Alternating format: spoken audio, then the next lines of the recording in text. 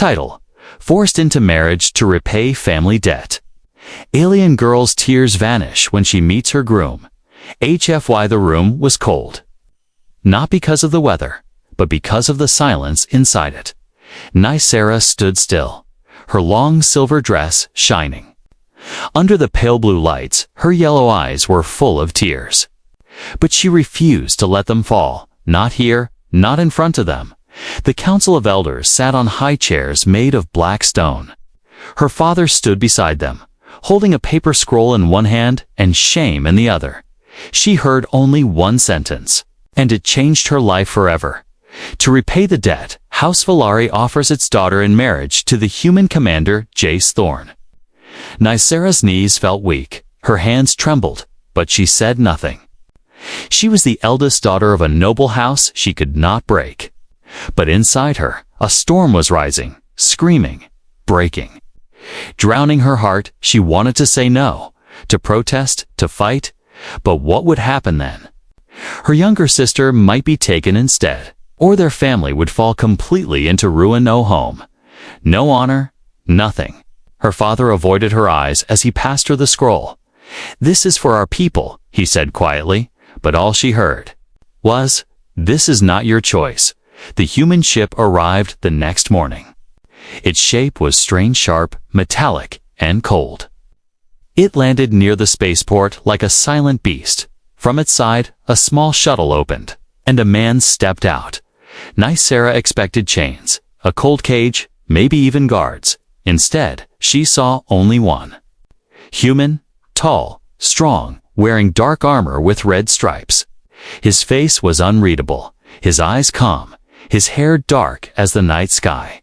This was him, Jace Thorne, the human she was to marry. He didn't bow, didn't smile, didn't speak. He simply looked at her, then turned to the council and nodded once. "Is she ready?" he asked, his voice deep and firm. Nicera hated how steady he sounded, like he didn't care what was happening. "I am not a gift," she said under her breath, but no one replied. The ceremony was short, more like a business deal than a wedding. No music, no family blessings, only handprints on a glowing pad. Once both of them signed, the deal was sealed. Nicera was now bound to Jace Thorne, by law, by honor, by debt, as they boarded the human ship. She looked back one last time. Her father didn't even wave goodbye. She held back the tear that threatened to fall. The ship's door closed with a hiss, and everything around her changed. Inside, it was silent, clean and strange. No soft lights, no flowing curtains, only hard surfaces and metal walls. A robot assistant led her to a private room with a bed, a table, and a mirror. "You may rest here," the robot said politely, then left. She waited for the human to come in and give her orders. But he didn't. Hours passed, and no one came. Only silence and the soft hum of engines. Finally, the door opened, and Jace stood there with 2 cups. "Tea," he said, placing one on the table. "Good for travel sickness." She stared at him, unsure.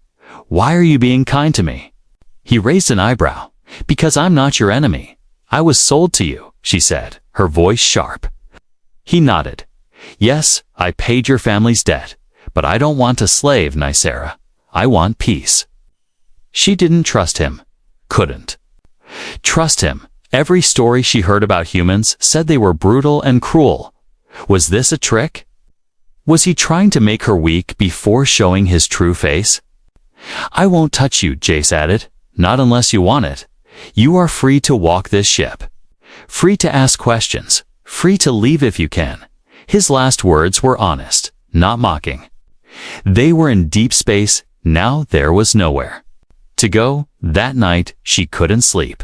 The bed was soft, the room was warm, but her heart felt heavy. She sat near the small window and stared at the stars. "Who are you really, Jace Thorne?" she whispered. The next day, she found a datapad with ship access codes and files. Curiosity burned in Hirsch. She opened the file named Commander Profile. Inside were war records, medals, battle footage, and something else. something unexpected. Jace had disobeyed orders in the past. He refused to bomb alien villages during the war. He saved wounded soldiers from both sides, human and alien. He nearly died for protecting civilians. Nicera's breath caught in her throat. This human, her unwanted husband, was not what she thought, but still, she didn't know if she could trust him. Not yet. She placed the datapad down and walked to the door. Outside, the corridor lights dimmed for night cycle. She saw his shadow near the cockpit, watching the stars. Nicera stood silently for a moment, her heart beating fast. Maybe this wasn't the end of her life. Maybe it was the beginning of something unexpected. And for the first time since the deal was made, she didn't feel like crying. Asterisk from the story. Forced into marriage to repay family debt, alien girl's tears vanish when she meets her groom. HFY Ser. Expected a cage, cold metal walls, and eyes always watching her. Instead, the ship landed gently on a quiet green planet. Covered in trees and blue skies, it didn't feel like a military base or a human city. It felt peaceful, almost like home, but she didn't trust it. Commander Jace Thorne stepped out first, then turned to help her. She ignored his hand and walked forward on her own, her chin held high. He didn't seem offended. Just gave a small nod and walked beside her. A human escort team stood nearby, but kept their distance. No weapons pointed, no orders shouted. The small vehicle they entered was silent as it moved across the forest road. Nicera looked out the window, confused. "Where are the factories, the drills, the machines?" she asked. Jace answered without looking at her. "This colony isn't for war, it's for rebuilding." The house they arrived at was built from wood and metal, with a garden around it. It was strange, too peaceful, too clean, too quiet. She kept expecting soldiers to jump out and force her to kneel, but no one did. The door opened with a soft beep, and Jace led her inside. The living room was warm, filled with soft yellow lights. A couch, a shelf of books, even paintings on the walls. Was more human than she imagined, and yet, somehow, not threatening. "This is your home now," he said simply. "You can go anywhere inside. Nothing's locked." Nicera narrowed her eyes. "Why are you giving me freedom?" He looked at her carefully. "Because I didn't marry you to own you." She didn't respond, just followed silently as he showed her around. There was a kitchen with fresh food, a hallway with guest rooms, and finally her room. The door slid open and revealed a clean bed, a table, and a small screen for calls or reading. "I chose this one for you. It faces the garden," Jace said. She stepped in slowly. "Unsure. Is there a guard?" she asked. He shook his head. "No need. You're not a prisoner." That night, she sat by the wide window, watching the glowing bugs dance in the garden. The air was warm, the silence soft. But her heart was full of questions. What kind of human was Jace Thorne? Why was he treating her like a person? The next morning she found a tray outside her room, with breakfast and tea. There was a small note. "No rush.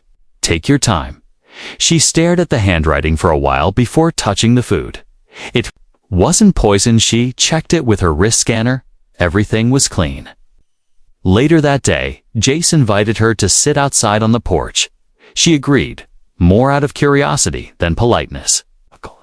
They sat in silence for a while, watching the wind move through the trees. Finally, she asked, "Why did you accept the marriage deal?" Jace took a breath, then said, "Because I saw your name on the list, and?" she asked sharply. He turned toward her. "You saved soldiers during the border." "Wore my soldiers." Nicera blinked, shocked. "How do you know that?" "I was there," he said softly. "We didn't see each other, but I saw your work." Her mind went back to that time when her people were retreating, and she stayed behind to help wounded humans caught in the crossfire. She never thought anyone remembered. "I thought marrying me was just payment," she whispered. He looked at her, calm and clear. It was at first, but when I saw it was you, I felt it was something more. She didn't know what to say. So she said nothing. The wind blew gently through. The trees carrying the scent of flowers and wood, a bird chirped nearby, breaking the silence. The days passed slowly, and Nicera found herself exploring the house. She read human books on diplomacy, cooked alien-style meals in the kitchen, and even watered the garden. Jace never interfered, never gave orders. He spoke when spoken to, and listened without judgment. One evening, she saw him in the study, reading a book about alien culture. She stood at the door for a moment, surprised. "You're studying my people?" she asked. He smiled faintly. "If I'm going to live with you, I should understand you."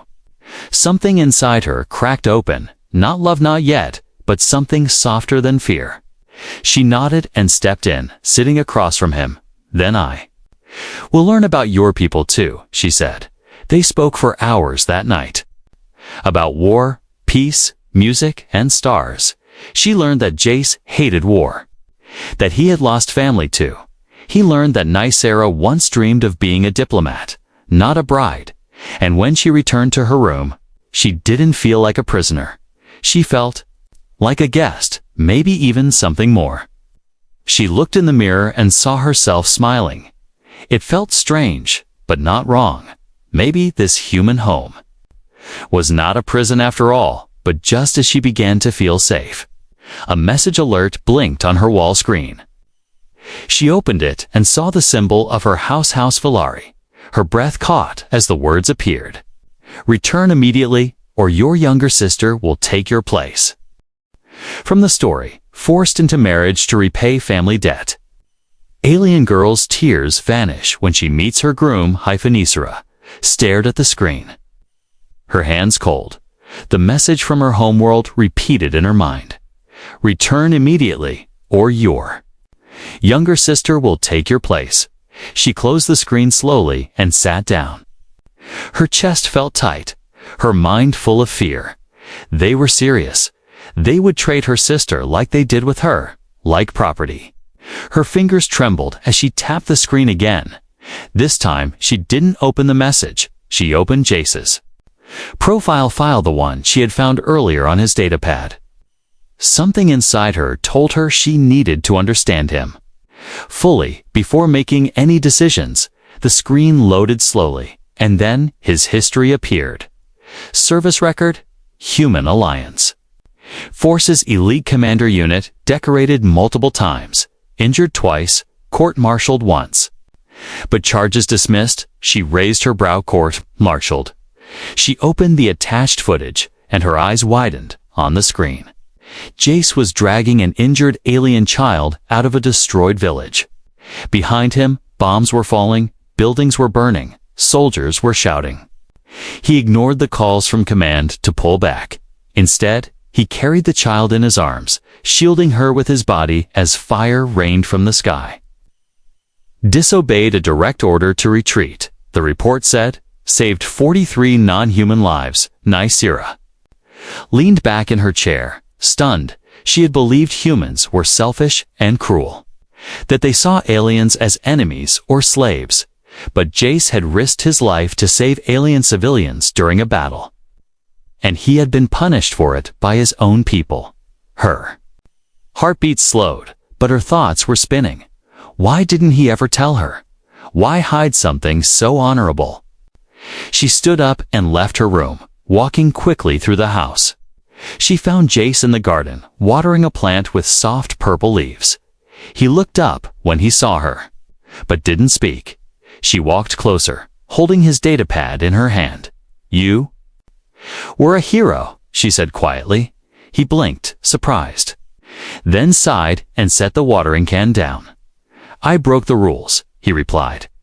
"That doesn't make me a hero." "You saved a village," she said, stepping closer. He looked at the sky for a moment, then back at her. "I did what felt right," he said, "not what was ordered." Nicera studied his face. There was pain there, deep and silent. She had seen that look in soldiers returning from war. The kind of pain that never fully goes away. I thought humans didn't care about aliens. She said softly. Some don't, he admitted, but not all of us are like that. Silence fell between them, but it wasn't cold anymore. It was heavy with respect, with shared loss, with quiet truth. I lost people too, Nicera said, during the war. He nodded. I know. She sat beside him on the bench, watching the wind move through the plants. For the first time, she didn't feel afraid of him. She felt safe. They talked for hours that evening about his missions, about her homeworld, about the promises made and broken. Jace told her he once had a fiancé, a fellow officer, who died during a failed peace mission. He never tried again until he saw Nicera's name on the marriage contract list. I didn't expect you to accept. She said, I didn't either, he admitted, but something told me it was the right thing. That night, she couldn't sleep, not because of fear but because her heart was changing. He was still a stranger, yes, but no longer a monster in her eyes. She walked to the garden again, barefoot under the moonlight. The flowers were glowing faintly, and the air was warm. She sat on the bench where they had spoken earlier, holding the message from her homeworld in her hands. She had a choice to make. Return and her sister would be safe, but she would be owned again. Stay and her family might suffer, but she could be free. Her heart ached at the thought of her younger sister. Innocent, gentle, never trained for life beyond their world. Could she protect her by giving up her own happiness? The next morning, she went to Jace, who was sitting at the table reading. She placed the message in front of him. He read it silently, then looked at her with calm, serious eyes. You're free to go, he said. I won't stop you. His voice was steady, but his eyes looked sad. She realized then he truly meant it. He wouldn't fight for her, because he respected her choice more than his own feelings. She sat down beside him, close enough to hear his breath. What would you do if I stayed? She asked. He didn't answer right away. Then he whispered, I'd be grateful. Nicera didn't speak after that. She stood up, walked to her room, and looked out the window. Tomorrow, she would make her choice. But tonight, she knew one thing for sure. The war behind Jace's eyes was not one of hate. It was one of pain, honor, and silent hope. And for the first time, she felt it too. Asterisk from the story. Forced into marriage to repay family debt. Alien girl's tears vanish when she meets her groom. Isora didn't sleep that night. She sat on the floor of her room, the message from her homeworld glowing on the wall screen. Her sister's name burned through her thoughts like fire. Return now, or your younger sister will take your place. It wasn't a request. It was a threat. Her family wasn't asking. They were warning if she didn't obey. They would send the only innocent person left in their broken house, her baby. Sister just 17 years old, quiet, soft-spoken, never trained for hardship. Nicera's chest hurt as she imagined her sister standing before the council wearing the same silver dress. Holding back the same tears, no one would protect her. No one. Except maybe her. At dawn, Nicera walked out into the garden. The air was still, the light soft and golden. She found Jace already awake, sitting near the flowers, a cup of tea in his hand.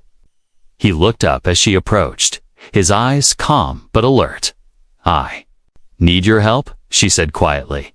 He stood slowly and nodded. Anything? I want to speak to my sister. She said, privately. Jace didn't ask why.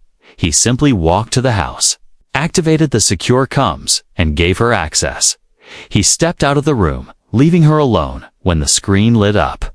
Nicera saw her sister's face, big green eyes, long black hair tied in a braid. She looked frightened, her voice shaking. Nicera, is it really you? Yes, little one, Nicera whispered. I'm safe. Tears fell down her sister's cheeks. They said, I must go if you don't. Return, they said, The deal allows them to replace you, please, sister. Come back, Nicera. Swallowed hard. Do you want this? No, her sister said immediately. I want you to be free.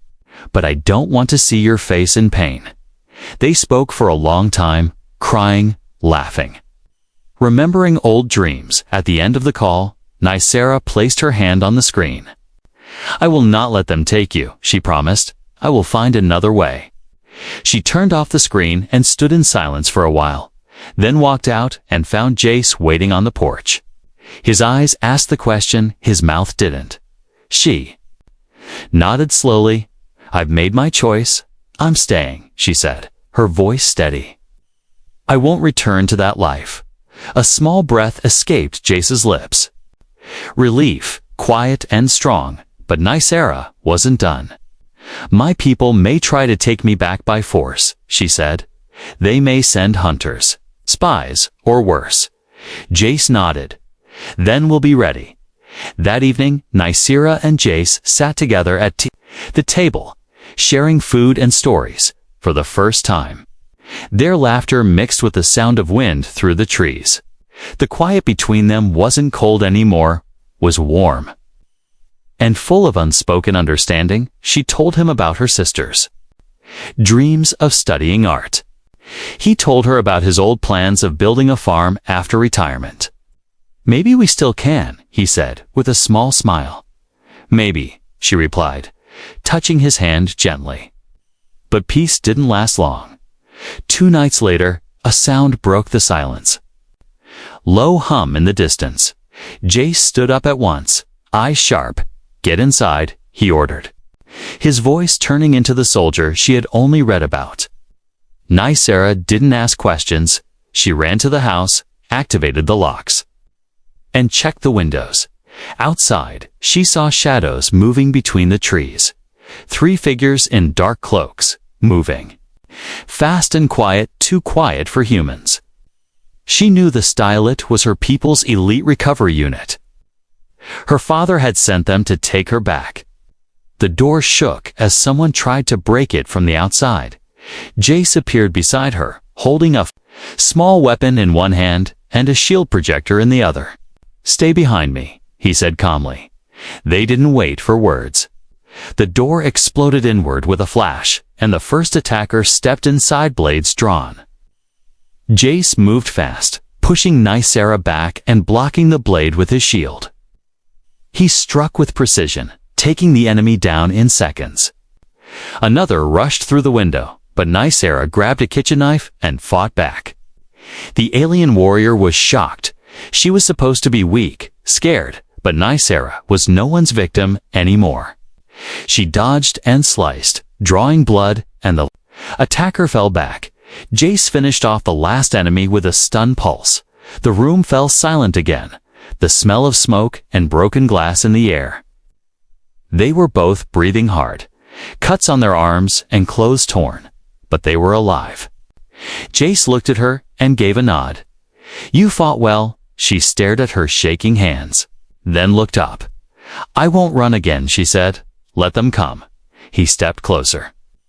Placing a hand on her shoulder, I'll protect you, he said simply, not because of the contract, but because I care. Her heart beat faster. Not from fear, but something else, something warmer. Nicera looked at the ruins around them, then back at him. They had tried to take her away, but she had stayed, she had fought, and for the first time in her life, she felt strong and in the middle of broken glass and danger. She realized this home, this man, this moment were worth everything. From the story, forced into marriage to repay family debt, alien girl's tears vanish when she meets her groom, HFY Sci. Moon hung low over the trees, casting silver light. Across the quiet clearing, the house stood still against, broken windows covered. Its doors repaired, but inside, the air was tense. Every sound sharp, every shadow suspicious. Nicera sat near the fireplace, her arms wrapped around her knees. She wasn't trembling from fear anymore, but from the weight of what had just happened. 3 assassins had come to take her back, and she had helped stop them. She never thought she would fight her own people, yet here she was. Jace sat across the room, polishing a small energy blade. His face was focused, calm, but Nicera could see the tension in his jaw. He had killed before. She knew that, but tonight felt different this time. He had fought not for duty, but for her. "Are you hurt?" he asked suddenly, without looking up. She shook her head. Then remembered he couldn't see her from that angle. "No," she said softly, "just shaken." He nodded, then stood and walked over, kneeling beside her. "You were brave," he said. "You didn't run." "I was tired of running," she whispered, looking into the fire. "For once, I wanted to stay and protect something. Someone." She didn't say his name, but he heard it anyway. Later that night, Nicera couldn't sleep. Every time she closed her eyes, she saw the flash of blades, the blood, the fear, so she walked outside, letting the cold night air touch her skin. The stars were bright. The moonlight painted the garden silver. It was beautiful and, yet dangerous things hid under that beauty. She wandered toward the back fence, checking the perimeter. Jace had installed new sensors and drones after the attack, but it didn't calm her. She knew more would come. Her father wouldn't stop, not until he had full control again. A soft sound came from the trees. Nicera froze, her hand moving to the knife she now carried in a hidden sleeve. But the sound was familiar, soft boots on wet leaves. She turned slowly. Jace stood there, dressed in black, holding 2 mugs of hot tea. "You always check the borders now," he said, handing her a cup. She smiled faintly. "Old habits die hard." He sipped his tea, then looked out into the trees. "They'll come again," he said. No fear in his voice, only truth. "Yes," she replied. "They will." They stood in silence, shoulder to shoulder, the stars above them shining like distant fires. "I have something to show you," he said suddenly. She looked at him, surprised now. "Now," he said, already walking back toward the house. Inside, he led her to the study, where a small locked case sat on the table. He placed his palm on it, and it opened with a quiet hiss. Inside was a datapad and an old necklace alien made, with a blue crystal center. Nicere's breath caught. That's from my family's crest," she said, stepping closer. "It belonged to your mother," Jace said. "I found it years ago after a battle. We couldn't find survivors, but we found this." Her hands shook as she picked it up. "My mother died in that raid," she whispered. "We never recovered her body." Jace nodded. "I didn't know it belonged to you until I saw your name on the marriage list. That's when I decided to accept the deal." Nicera's throat tightened. You've had this all this time." "I didn't want to return it through your government," he said. "They would have buried it or sold it." Tears fell down her cheeks, silent and sudden. For the first time, someone had returned a piece of her that was lost, not for profit, not for power, but simply because it mattered. She turned toward him and whispered, "Thank you." Jace nodded and placed a gentle hand on her shoulder. "You're not alone anymore," he said. "Not while I'm here." A soft alarm suddenly buzzed on the wall screen. Low-level intrusion detected. Jace's expression changed instantly, calm turning into sharp focus. "They're here again," he said, moving fast. Nicera followed him to the defense console. 2 figures were approaching from the east border, moving faster than patrol drones could track. "Not assassins," Jace said. "Too loud, too fast mercenaries." He handed her a small blaster. "You remember the plan?" She nodded, her fear replaced with something else, now resolve. She wasn't a victim anymore. She was ready. The attack came fast. 2 armored figures kicked down the back gate, aiming weapons at the house. Jace rolled to the side, returning fire with precision. Nicera moved through the shadows. Circling around the side of the house, she aimed, breathed in, and fired. Her shot hit one in the leg, sending him to the ground. Jace knocked the other out cold with a heavy strike. Smoke filled the air, but the house stood strong again. They had won again. Jace looked at her through the smoke, his voice proud. "You saved me," she smiled, breathing hard. "We saved each other that night." As the sun began to rise, Nicira sat beside him on the porch steps, blood on her sleeve, a cut across her cheek. But her heart calm for the first time in days. She leaned her head against his shoulder and whispered, "I'm not leaving, I know," he said, placing his arm gently around her. "You're home now." Asterisk from the story. Forced into marriage to repay family debt. Alien girl's tears vanish when she meets her groom, HFY. The sun rose slowly over the green forest, casting golden light through the window. Nicira stood in front of the mirror, wiping the dried blood from her cheek.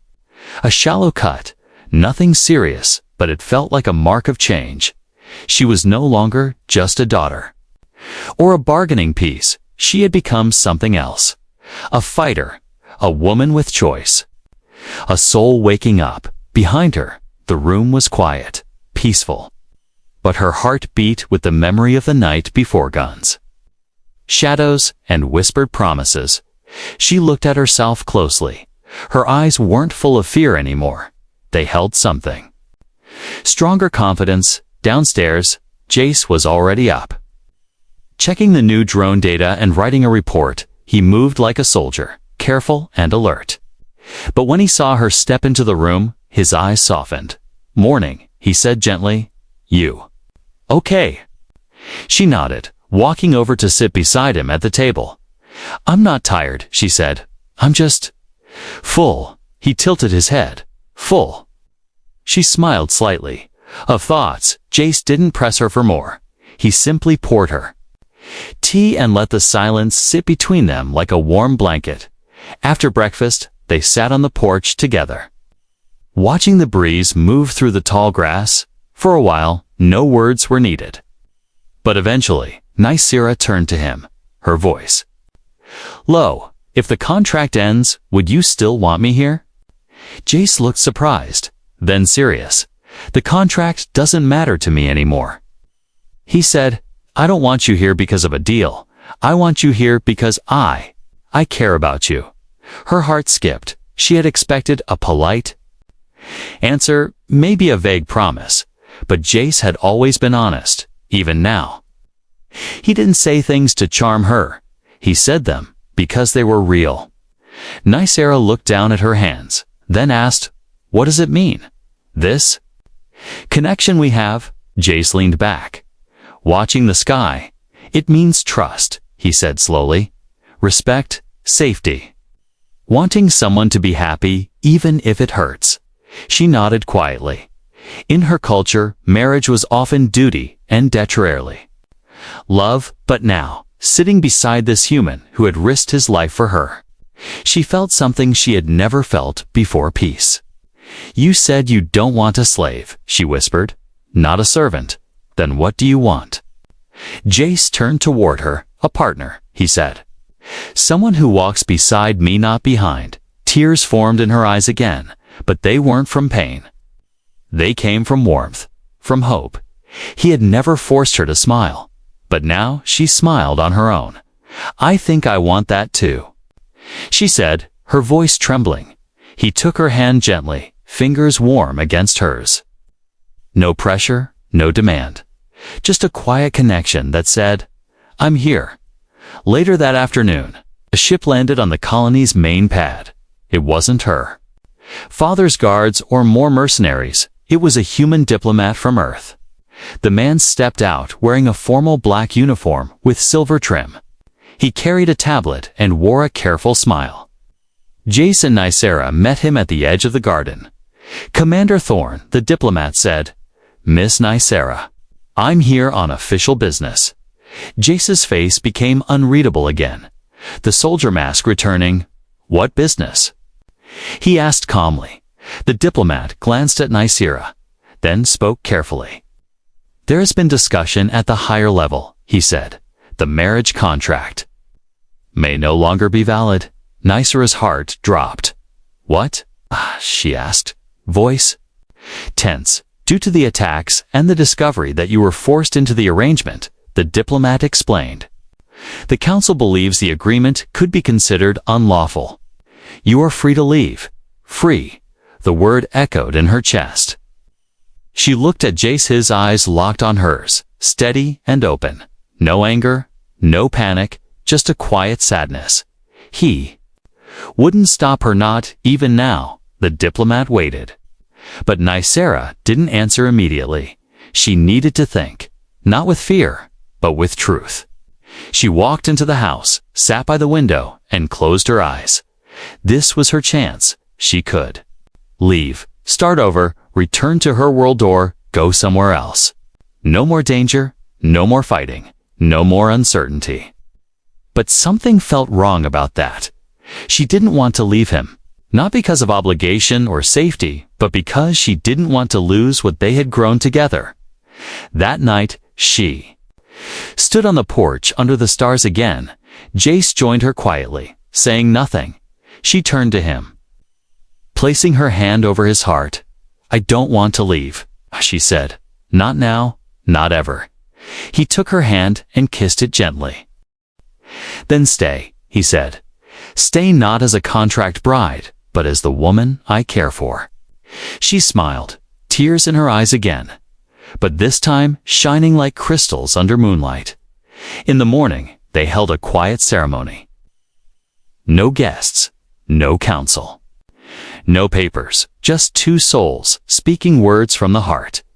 And as she stood beside him, wearing a new ring made of human metal and alien crystal, she whispered to herself, "This is not a deal. This is love." Asterisk from the story. Forced into marriage to repay family debt. Alien girl's tears vanish when she meets her groom HFY. The great chamber on the Galactic Council station was full of whispers. Aliens from every corner of the galaxy sat in their high seats, watching the center stage. Human generals, alien nobles, traders, scholars, they had all come for one reason: to witness the unexpected. Nicera walked slowly down the long silver bridge toward the podium. She wore a robe stitched with the colors of her people, but her shoulders were straight, her steps steady. Around her neck hung a crystal pendant, once her mother's. Now, a symbol of her voice. On her finger rested a simple band of human alloys. Smooth, strong, eternal. At her side stood Jace Thorne, dressed not in armor, but in the simple black suit of a civilian advisor. He said nothing, but his presence gave her strength. They weren't just two people anymore. They were something larger, a message, a challenge, a hope. A voice echoed across the hall. "You may begin, Nicera Valari." She took a breath, looking into the eyes of those who once ignored her, betrayed her, or saw her as a tool. Then she spoke. "I was born into a noble house, raised to follow duty, not dreams," she said, her voice clear. "I was promised to a human, not out of love, but to settle a debt." Gasps filled the room. Whispers rising again. She raised her hand, and silence returned. "But the man I was given to did not chain me," she continued. "He gave me freedom, respect, and choice, and through that, I discovered something my family never taught me: worth." Some council members frowned, others leaned in with interest. Nicera looked directly at her father, seated among the Valari delegates. He avoided her eyes, his once proud shoulders now hunched under shame. "I was sent as payment," she said. "But I became more than that. I became a voice for those forced into silence. 4 daughters sold without choice. For peace between species who have only known war." Jace stepped forward now, just one step, and spoke softly. "Love is not a contract," he said. "It's not written in ink or sealed by money. It's built from trust, sacrifice, and time." The chamber was silent, the weight of their words hanging in the air. Then one alien elder stood slowly, a member of the Euralia species. Known for tradition and strict laws, I do not understand, he said. You love a human. Truly. Nicera smiled gently. Yes, with all my heart, the elder nodded. Then sat, saying nothing more. But others followed, some stood in support. Others asked questions, and a few still held doubt. Yet one thing had changed. They were listening. In the days that followed, the council voted to review all interspecies contract marriages. Forced unions were banned, and victims allowed to speak freely. Nicera became a symbol not just of change, but of strength born from pain. She was called the Starborn Bride by the media. But to Jace, she was still the woman who once stood shaking at the back of his ship and refused to cry. Their home on the quiet human colony was rebuilt stronger. New defense systems were installed, and a garden bloomed wider than ever before. Children from nearby towns would visit just to see the strange flowers Nicera had planted from her world, she told them. Stories not of war, but of healing. One day, a little alien girl, no older than 8, walked up to her and asked, "Did it hurt?" Being married to a human, Nicera laughed, then knelt down, looking into the child's big eyes. "No," she said softly. "It healed me that night." Under the stars, Nicera sat with Jace in their garden. She rested her head on his shoulder. And they watched the sky together. No alarms, no orders, no fear, just peace. "Do you think they'll ever fully accept us?" she asked. He thought for a moment, then smiled. "Maybe not all at once," he said. "But they've already started." She nodded, then whispered, "Thank you, Jace." "For what?" "For letting me be free." He kissed the top of her head and whispered, "You were never mine to own, but I'm glad you chose to stay." Above them, a new star blinked into the sky, and somewhere far away, a new story began. Not of war, not of power, but of 2 hearts, 2 worlds, and one love that changed everything.